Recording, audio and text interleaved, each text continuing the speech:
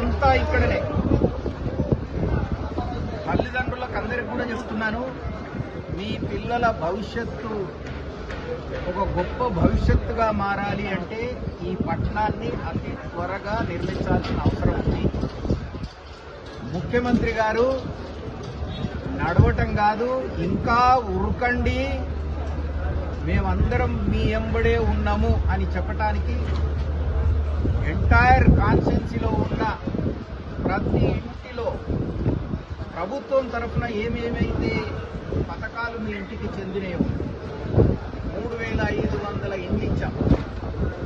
3,500 కుటుంబాలు. తర్వాత $200 యూనిట్ల ఉచిత కరెంటు కానీ, $500 సిలిండర్ కానీ, తర్వాత మీకు ఏవేవైతే లబ్ధి చేకూర్చామో రేషన్ కార్డులు లేనోళ్ళకందరికీ రేషన్ కార్డులు ఇచ్చాం. పుట్టిన పిల్లలకు పెళ్ళైన వచ్చిన కోడలమ్మలకు కూడా వాళ్ళను రేషన్ కార్డులలో ఇంక్లూడ్ చేయడం జరిగింది. తర్వాత అదేవిధంగా మీరు దొడ్డు బియ్యం తినకుండా బజార్లో అమ్మేసుకోకుండా సన్న బియ్యము ఇవ్వటానికి మీ దగ్గర మీకు పథకం ఇంప్లిమెంట్ చేశాము.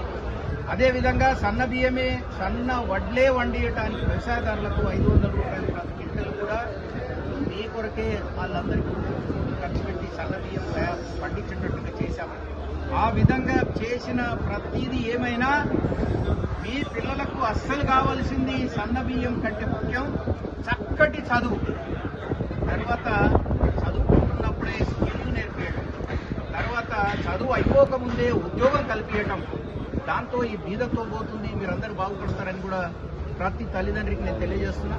ప్రతి కుటుంబం కూడా తరలి వచ్చి ముఖ్యమంత్రి గారికి మీతో ఉన్నాం, మీరు ధైర్యంగా ముందుకెళ్ళండి అని చెప్పడానికి మీరు అందరూ పెద్ద సంఖ్యలో రావాల్సిందిగా నేను ప్రార్థిస్తున్నాను.